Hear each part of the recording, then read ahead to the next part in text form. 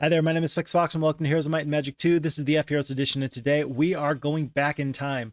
FixFox, what do you mean we're going back in time? We are going to scenario 4 of the Price of Loyalty campaign. This is the one that we missed.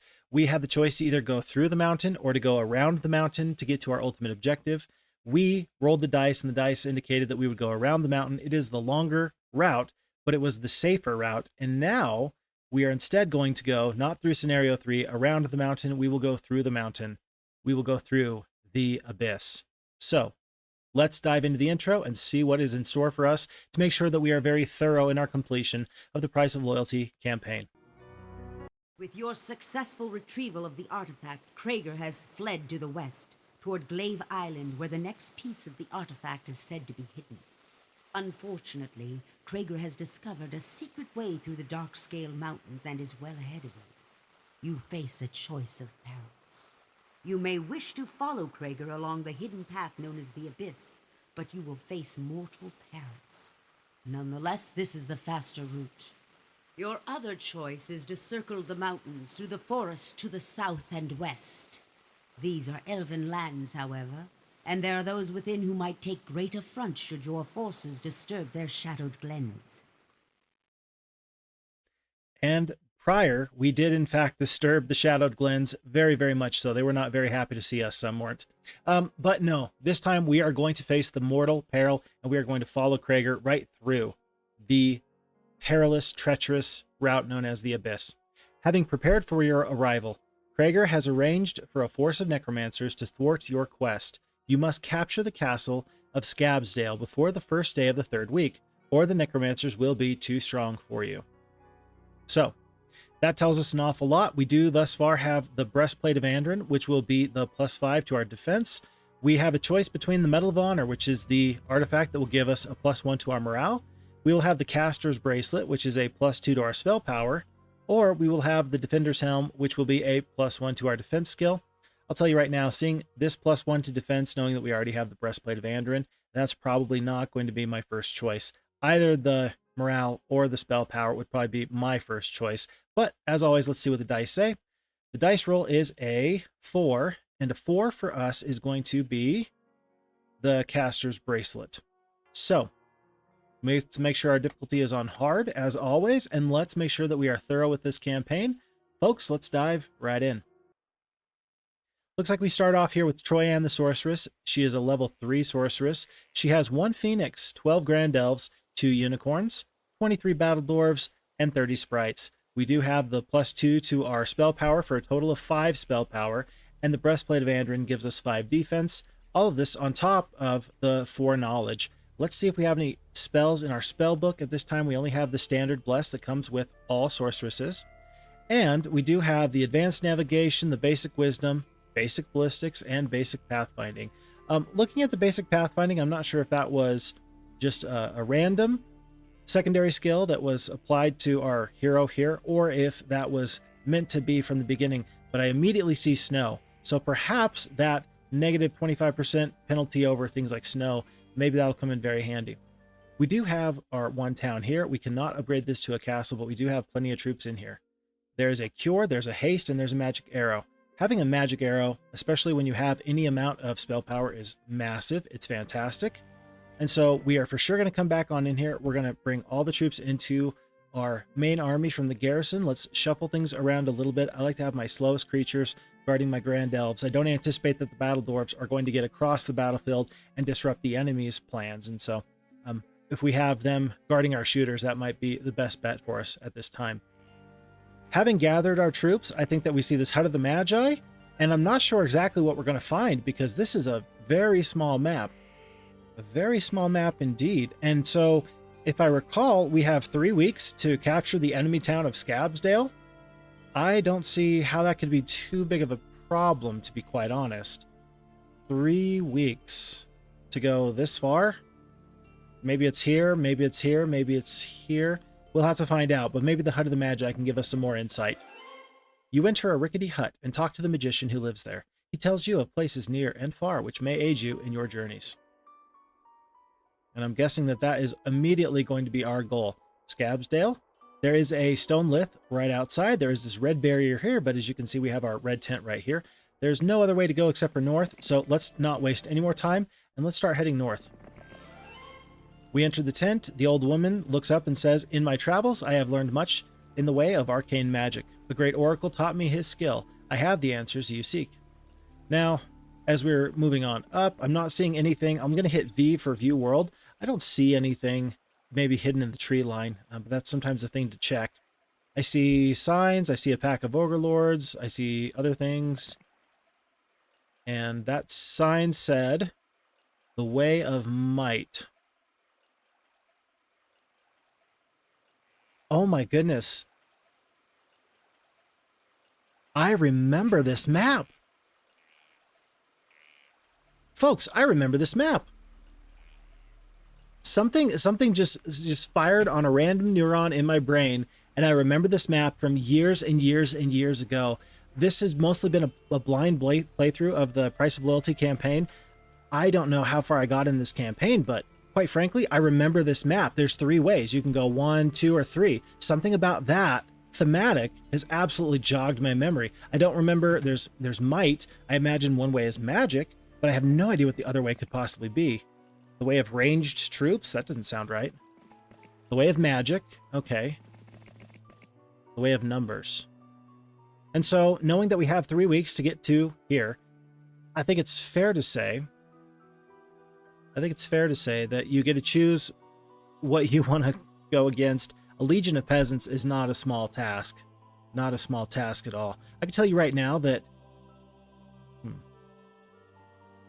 of these 3 choices, I think, given that I have 50 damage per magic arrow, I think that a legion of peasants is too much to handle for that 1 magic arrow. I do have 2 sets of flyers if I'm going to fight some Archmagi. I think that the Ogre Lords are actually my easiest fight.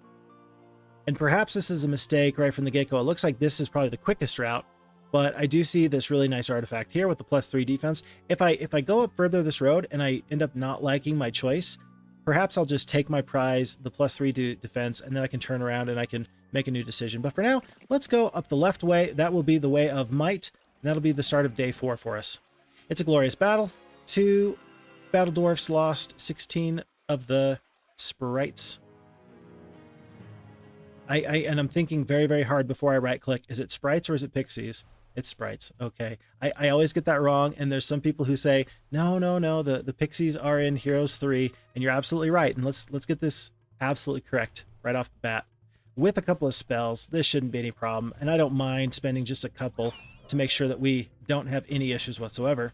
Let's make sure that we are focusing down these stacks of Ogre Lords. We'll focus on 1 stack at a time. They are fast enough that they're going to get down the battlefield in a reasonable amount of time. Right now, though, let's just conserve as many troops as we can, shooting down whoever might come our way. And then we will carry on from there. 15 hit points left on this 1 stack. That might be the target of a double hex flame breath attack by the Phoenixes at a later date. I could see that probably taking out 1 little bit of damage. These Ogre Lords are moving into this preparatory step where they're going to take the first swipe at these battle dwarfs. I'm going to elect to let them. I'm going to move the unicorns out of the way, but still within range to help. The sprites are going to stay out of the way, and the Phoenixes are still going to hang tight right where they're at. Now, perhaps I should have considered which is going to do more, having blessed Grand Elves or doing the 3 spell points at 50 points of damage per piece. It might have been, over the course of this fight, the bless would have been better for me. I just didn't stop to do the math. I didn't even stop to think about it.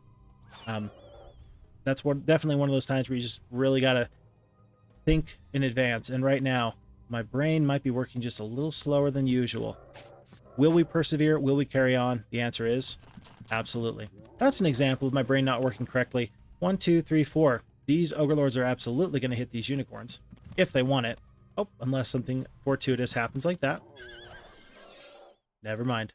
Never mind. Some days I'm sharper than others. I think today, how am I feeling? I think we're okay today. In the most recent Price of Loyalty campaign scenario that we did, the finale, we actually ended up having to have a 2-parter in the sense that I had to go to bed.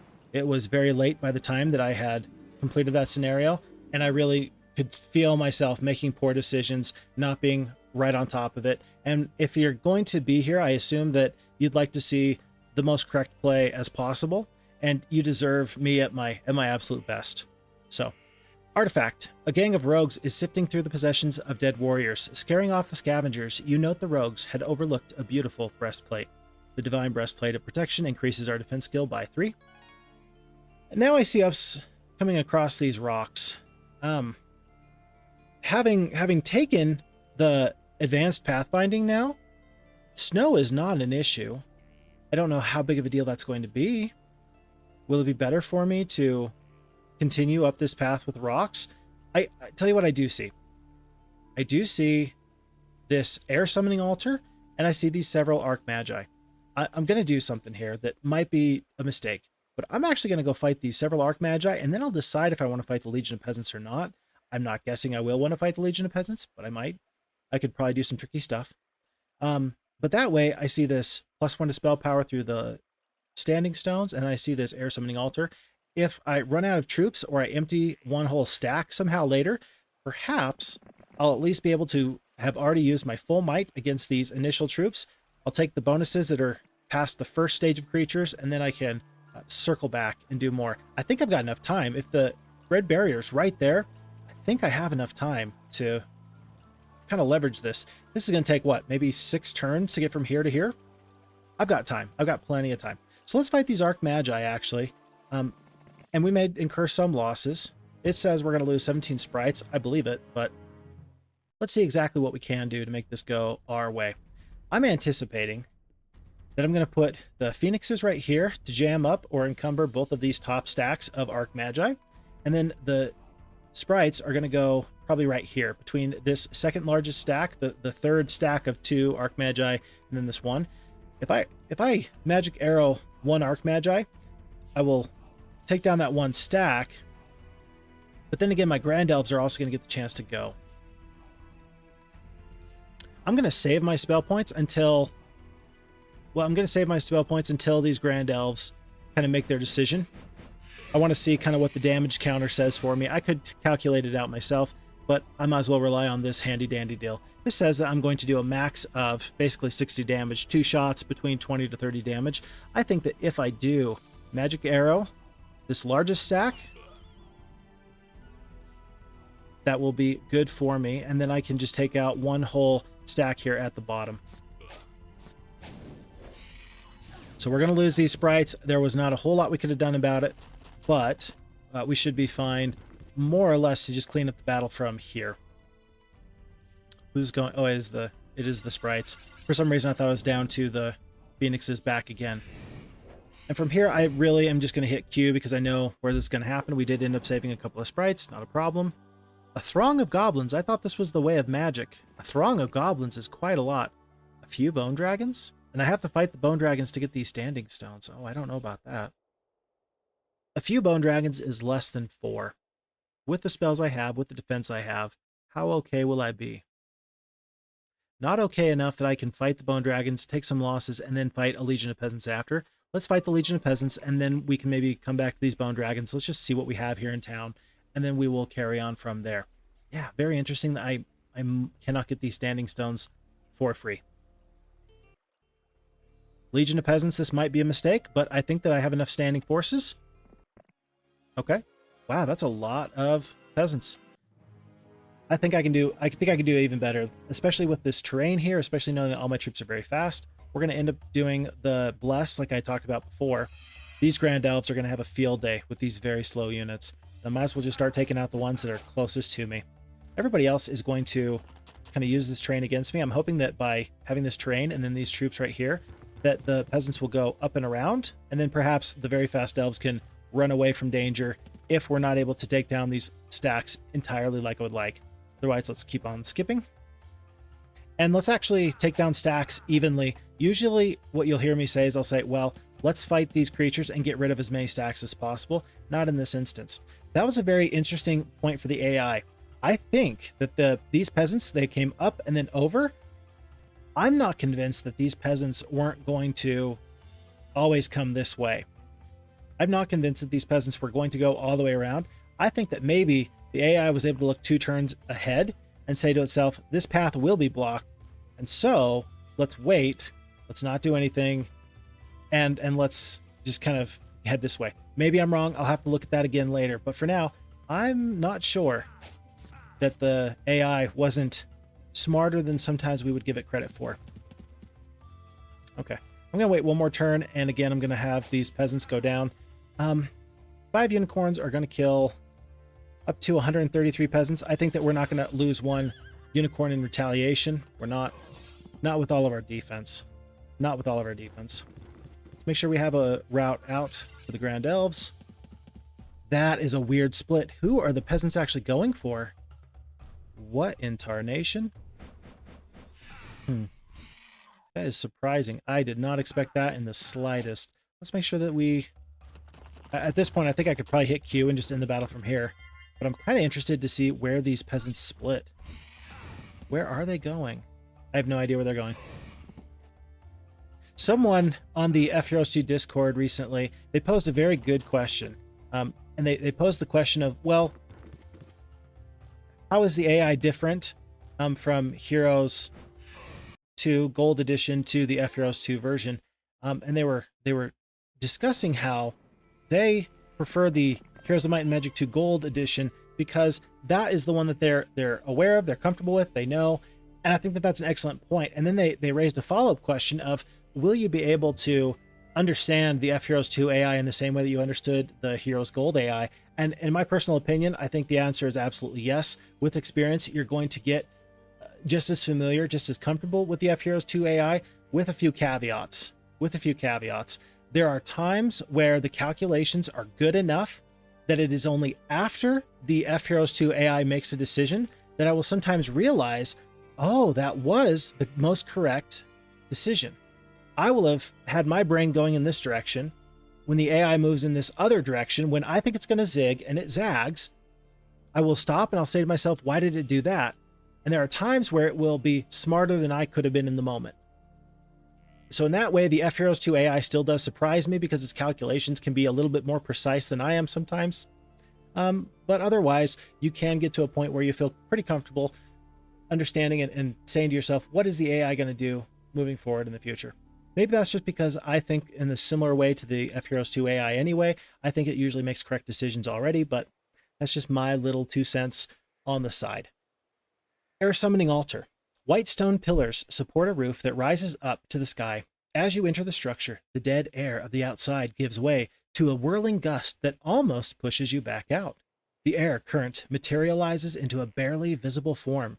The creature asks in what can only be described as a loud whisper, "Why have you come? Are you here to call upon forces of air?" And right now I do not have room in my army, but later I just might be coming that way. For now though, I see a treehouse and some gold, and I'll take that. That was about 30 sprites. I do see more sprites this way. I'm willing to see this road through to the end. With my pathfinding, I am not worried about running into major problems. Lots of mutant zombies. That is not a scary army at all. This is the way of numbers, correct? Is 30 mutant zombies supposed to be scary? I don't see it. I really don't. These phoenixes alone could probably take out, well, not alone they could take out 30 mutant zombies, but all the same. I'm not even going to lose 1 unicorn and I'm going to have all these mutant zombies attack me. Granted, I have to remember, well, Fixfox, you do have the +3 from the Divine Breastplate of Protection. You have the +5 from the Breastplate of Andrin. 9 defense is going to go a long, long way. So I have to remember that sometimes. Otherwise, at this point, I'm just going to hit Q. This battle's over. No problems. No problems. Pick up. I don't know how valuable gold is going to be along the way here, but we'll take what we can get. We're up to 79 sprites. A stack of sprites is nothing to sneeze at. It's really not. We have 1 more week to get here. I think that we've kind of committed to this way of numbers. We bought the Arc Magi. Okay, great. We're going to get this Tree of Knowledge. We are going to fight the Hydras and then come back to the Tree of Knowledge. We're going to get an extra level than maybe other people would expect us to get. We got to go through the Hydras anyway. We might as well fight them now. Let's absolutely not lose 79 of these sprites. But let's also start to think about conserving our spell points just a little bit. Look at this terrain. Oh my goodness, you got just enough room for one Hydra to sneak through. And then when they do sneak through, they're going to get surrounded, but because they're Hydras, they're going to attack all adjacent enemies. That is very interesting. This is very interesting. Would it be too much to ask for a slow or to ask for a blind or something right here just to kind of block these troops in on themselves? It would be, but maybe they'll get bad morale. Highly unlikely, but perhaps. That bless, I think, is going to pay dividends over time. So it's going to take quite a lot to do in these Hydras. Let's take out the stack that's going to be the most egregious threat the soonest. Maybe these Hydras are going to start trying to go south and around, knowing that they can't snake through here. And I can go back and forth and back and forth. And I can... cheese is the wrong word, but I can invite the best result. Yes, let's see if we can invite the best result.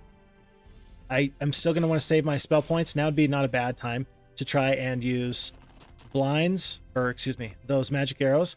But for now, let's just kind of see what we have. This Hydra is staying put.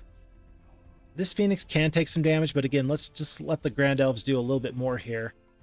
One more shot from the Grand Elves, and then we'll have them focus on these other troops. I was seeing if I could play around with this terrain and play around with having the troops go back and forth. It looks like I cannot. So these Phoenixes are ultimately going to take some hits. I'm not going to attack with these Phoenixes right now because I'm going to want to try and preserve them for later. If I lose one unicorn, that's sad, but okay. If I lose one Phoenix, devastating. So let's play smart and let's just focus on our priorities. And our priorities right now are doing as most damage as we can, as safely as we can, making sure that we do not lose the Phoenixes. As it is, one Hydra just did 3 damage to the unicorns. I think we're going to be just fine. I think we're going to be just fine. These battle dwarves can take a hit. Yeah, we're going to be fine. Sometimes I overestimate my enemy's chances. But then there's times where I realize, no, I kind of need to because they end up surprising me. There are times when the enemy surprises me and I don't want to be caught in a bad way just because of my negligence. Any good morale there, for example, that would be a time where I could get caught in a bad situation. And so perhaps it was not the wisest thing I've ever done to be so close, but I'll accept the risk. It was worthy of my risk. If I put the sprites down there, they're definitely going to incur some losses. Whereas these unicorns are probably going to lose one, but it'll be fine at the moment. Let's make sure that we do not lose a unicorn to the flame breath. Ouch. I should have thought about that. And then these battle dwarves are going to step up and plug the gap here. I think if I'm smart, I can make one Hydra perish. And then this one Hydra may not kill this one unicorn. And then we'll just kind of go from there. Okay. And at this point, the battle is won. Dwarves are hardy. Skip. Attack. And no loss is taken. We get the +1 knowledge. I kind of wish it was attack, defense, or spell power because I don't know if I'm going to get the chance to see like a magic well or some way to replenish my spell points. Knowledge is not as important for me in that case. And then the estates or the navigation. Excuse me. I'm so sorry that you had to experience that. But then the choice between expert navigation or basic estates, I don't think it really matters. Let's just take the estates because I definitely don't think I'm going to come across any water anytime soon. We'll pick up these additional sprites. We go from 79 up to 104. We go back. We get a free 1,000 experience. And the basic archery, we're going to take that. I think that that's going to come in very handy for us. We only have a couple more days. We are running low on time, my friends. Running low on time indeed. If I had known that there was a second arrow summoning altar, I might have done things just a little bit differently. Maybe. But it's hard to say. Who would I have left out? Maybe the dwarves. But we will never know. I'm never going to tell. I think that this army is going to be sufficient for our needs anyway. I truly do. Again, we still need to save our spell points. If we don't find a magic well, that's going to be bad. Let's just play defensive, cover up our troops. I should have blessed my Grand Elves. The battle dwarves are going to hopefully take the brunt of this offensive here. And then I'm going to do one more skip, essentially.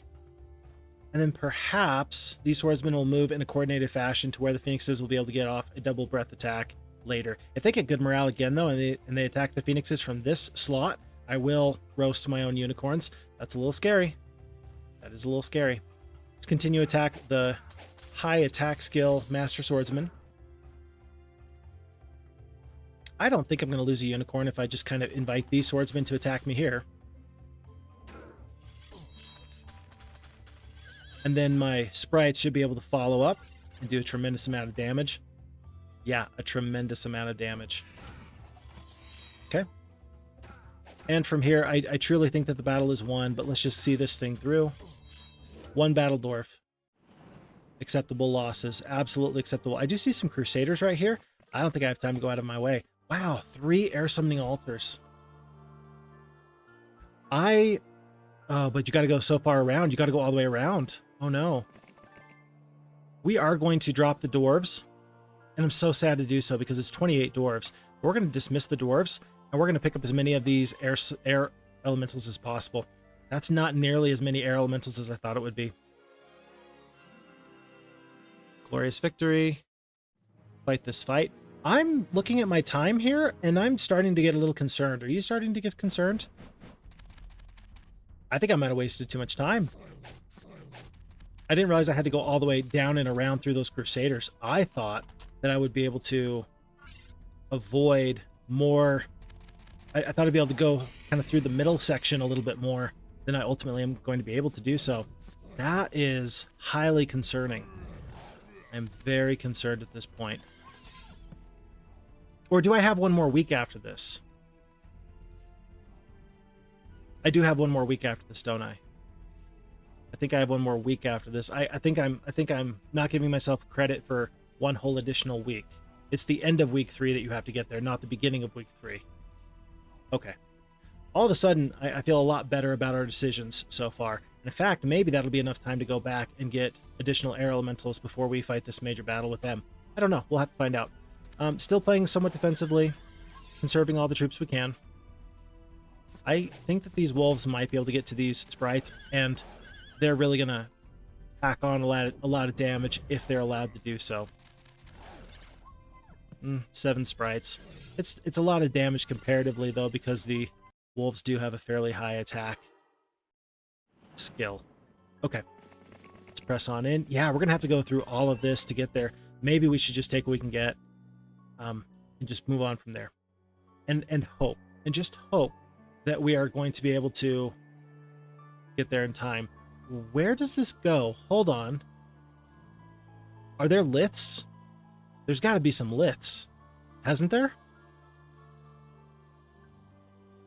There's got to be some sort of way back. Yeah, that's a little concerning. I wonder what this artifact was in the way of magic. Okay. Yeah, let's avoid losing 69 of our sprites.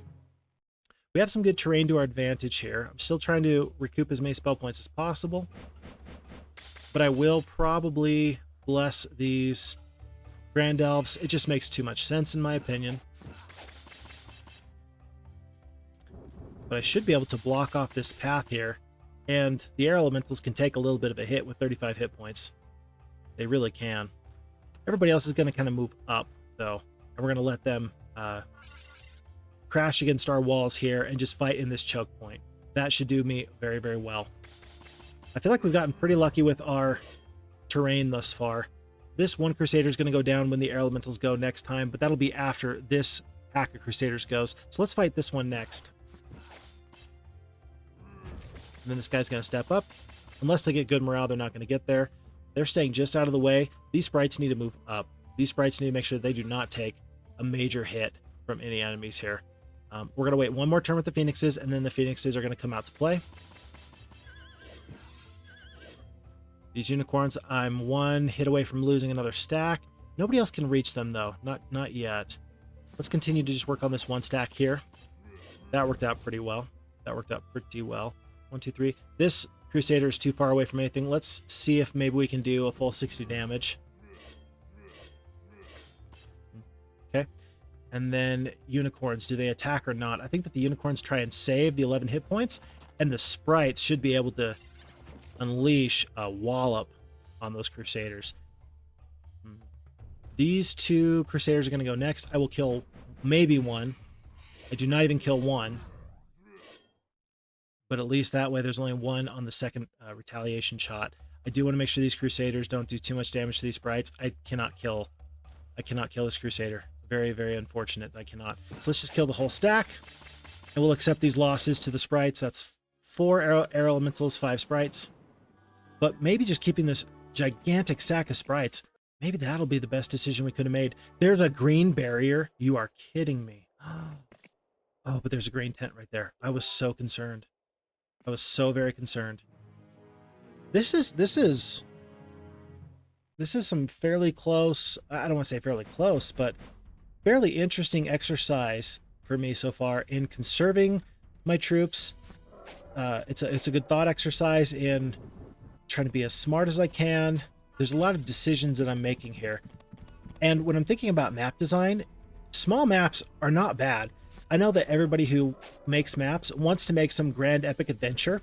If you're looking for a grand epic adventure in the Heroes Gold, by the way, or in the maps you can find in the FHeroes2, if you've got some of the maps from the original, I would recommend Colossal Caverns. It has a very intriguing story. It's got an awful lot that you can do to make sure that you are engaged the whole time, and there's a lot of decisions, there's a lot of thematics, and it feels like this scenario, while small scale, is still packing just as much of a punch as a map like Colossal Caverns might.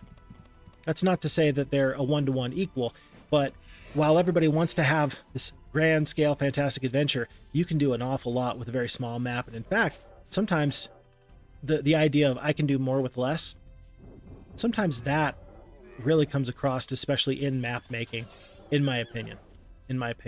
How many of these ogres can I kill? 3 to 6? I can kill a lot. If I kill 6, this is the best decision. If I kill 3 or 4, it's not that good. We're gonna gamble. No, we're not. We're gonna bless. We're gonna bless our sprites, and we're gonna make sure that we kill 6 ogres there. Again, costing us some spell points, but that just seemed like it was too good of an opportunity to pass up, as does this. Utilizing that flame breath attack. Yeah, this is an interesting map so far. A lot of thoughts going into this. The archery or the luck? Luck can affect everybody. The archery can only affect those 12 Grand Elves I currently have. I'm going to take the luck. The jump between advanced archery and expert archery is huge, though. It's 25%. Right now, we got a 25% bonus for our ranged troops. It jumps all the way up to 50% when you hit expert. All the same, I don't hate that decision I've already made. We're going to stick with it. It's worth noting we do have the basic mysticism. It's not really doing a ton for us so far, but it's doing something. It's doing something. We did lose 2 sprites in that last battle, much better than the AI indicated that we would initially, and I anticipate that we're going to be able to do much of the same here. Okay, there's a couple of those unicorns. We'll just kind of move into this area. Terrain has been very interesting thus far. Very interesting indeed. So long as the sprites get the first attack, I'll be fine with whatever else comes our way. We're going to wait one more time with these phoenixes. Who's going to get to us this turn? These unicorns cannot go this way. They have to go 1, 2, 3, 4. They can't get to us. These unicorns stopped very, very much short, though. I'm not sure why they did that. We're just going to assume that they know something that I don't. This group of unicorns is not going to get to my group of unicorns. And now I think we actually attack. I think that we lead with the sprites. We can kill up to 5. We can kill up to 5. Let's attack this stack here. We do kill 5. And then we will start this next round of combat here. Oop, that's not great, but that's understandable.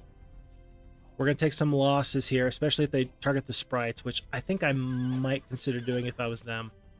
Let's continue to attack. And thankfully, the 1 unicorn goes before my or this big stack does. I can't kill them all, but at least I can save more of the sprites when they turn around and attack the sprites. Yep.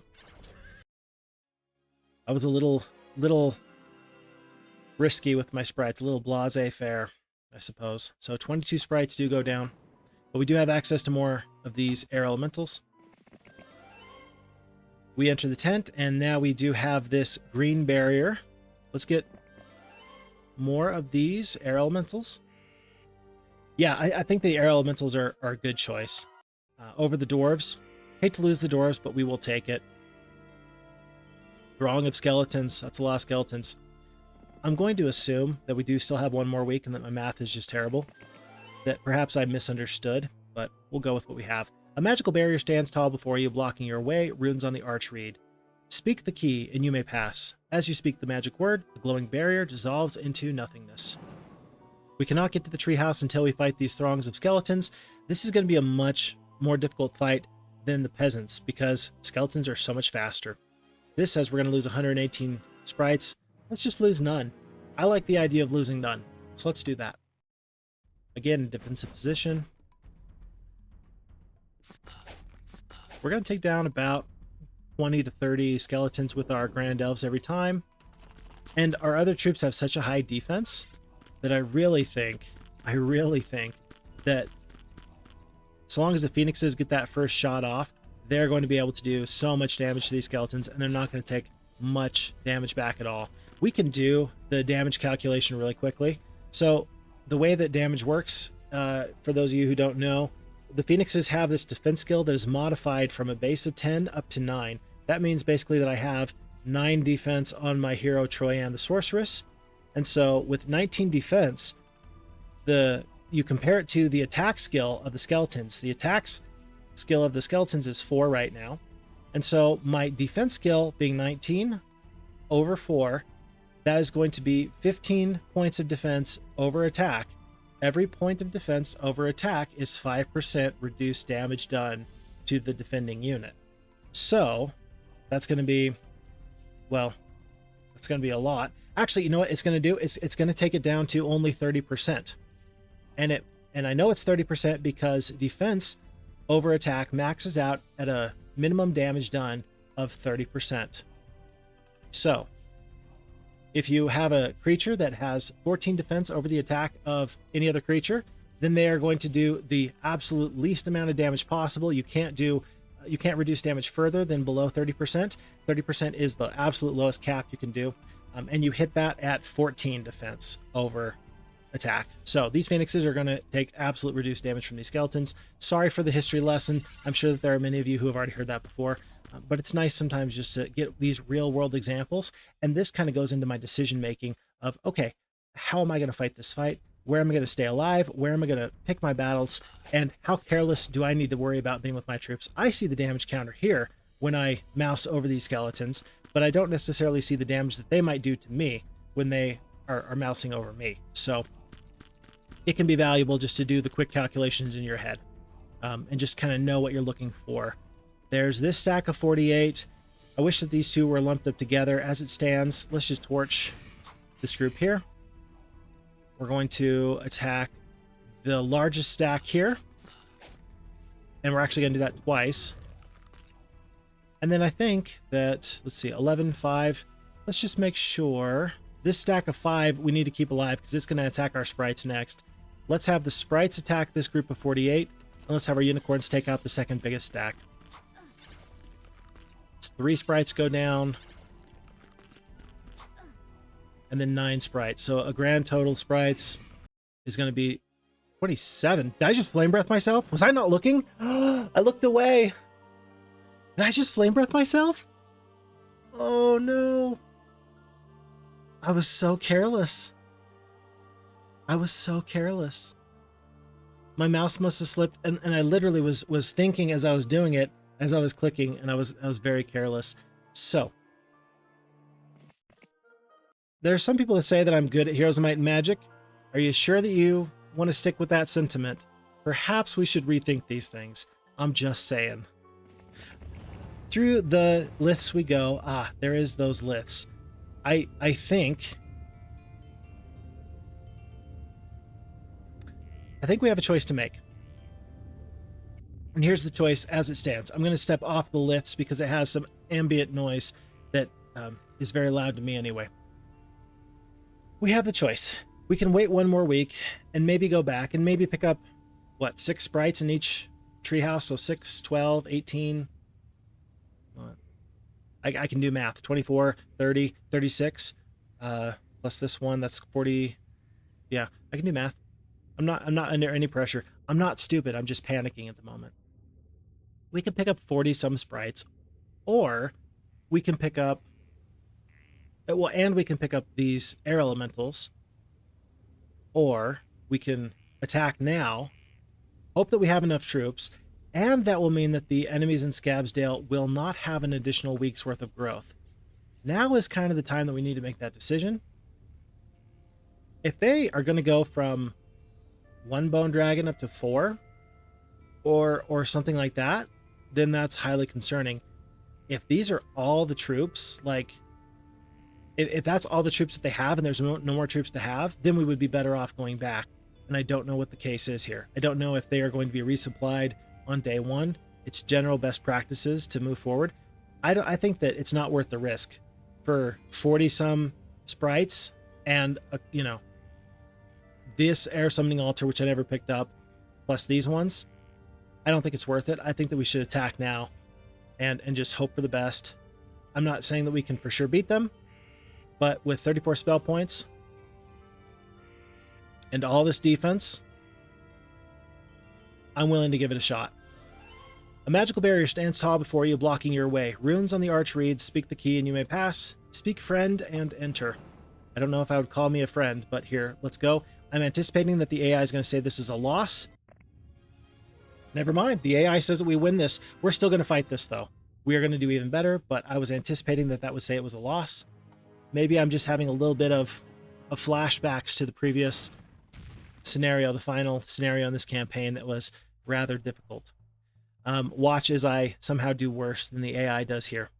I think that 6 Power Liches is concerning enough to want to focus on them, but these Vampire Lords are also highly concerning. 18 mutant zombies, I'm not too worried about it. I'm not too worried about taking the damage from the Royal Mummies. These sprites are really my power stack. I could see myself losing this fight if I never focus the Vampire Lords, and then by the time I try and take them out, they are too much to handle. They are too hot to handle. I do want to avoid taking extra damage from these Power Liches, however, and so I think I'm going to leave these Vampire Lords this round of combat and focus all of my efforts onto the Power Liches. I'm not going to bless my Phoenixes. I'm not going to bless my Grand Elves yet, because I'm anticipating that they're going to get covered up by shooters, but I may bless another unit. Air Elementals are a great candidate for bless for this reason. They do between 2 to 8 damage. If you can guarantee that each creature is going to do 8 damage, they are a terrific, terrific unit. Just saying. So, my decision is to go after these Power Liches right now, or maybe the Mummies. The Power Liches are going to do half damage to me, but these Phoenixes are not going to last very long. Well, this one Phoenix is not going to last very long. And I'm much more worried about the Power Liches than I am about the Mummies. So let's work on this one Lich. Maybe we'll kill one. Maybe we won't. I'm guessing we will not. Okay. 73 hit points left there. I do want to focus on these Vampire Lords. I don't think that the sprites can kill one whole stack of Vampire Lords anyway. So let's consider, do we do the Bless or do we do the Magic Arrow? Advanced Archery, not Expert Archery. And right now we're going to be doing between 27 to 40 damage. Do you take the flat damage from the spell or do you take the Bless? Do you guarantee 80 damage or do you guarantee 60 and hope you do more elsewise? At this ratio, the Magic Arrow with the 60 points of damage is the better choice here because it's guaranteed damage. And if I knew for sure that these Blessed Grand Elves would be able to do additional damage over time, then Bless would be the right decision. As it is, the margins are such that the guaranteed damage is better than the damage that you might get from the Bless. So let's Even though I know these Vampire Lords could rejuvenate some of their stacks, I still want to focus on them that much right now. So we just took out 3 Vampire Lords. I'm anticipating that next time they attack somebody, they will regain 1. I'm going to move the Air Elementals all the way across the board. All the way across, because if they go to here, they're still going to be able to get back if they need to guard these Grand Elves. That curse is not too bad. It's not too bad of a curse. Same basic idea with these unicorns. Maybe some enemies will try and come out this gate here. The Phoenixes are holding tough, 22 hit points left. These Bone Dragons are not going to be able to get to the Phoenixes, and the Mutant Zombies are not going to be able to get to the Phoenixes. True to my word, Power Liches or Vampire Lords, I really want to make sure these Vampire Lords do not ruin my day. I want to make sure they do not ruin my day. That's where my focus is going to be. And 4 more Vampire Lords go down. 25 sprites go down, but there's only 77 hit points left on this Bone Dragon. I think I want to make sure that whoever I attack, number 1, do not attack the Vampire Lords, because then no, if I do attack the Vampire Lords, I'll actually do damage to the Bone Dragons and the Vampire Lords. For some reason, I thought it would also hurt my sprites. Let's actually do that. I'm not going to take 22 points of retaliation damage from these Vampire Lords. I'll get a little bit of extra damage off of the Bone Dragons, and somehow with 6 hit points left, this Phoenix is still kicking. I'm very impressed. Very impressed. I should be able to kill this Bone Dragon. I can do a max of 66 damage with these Grand Elves. There's no guarantee, but I'm feeling lucky. That was terrific. The first shot we did 32 damage. The second shot we did 25. So, very nice to see that happen when it happens. I'm all for it.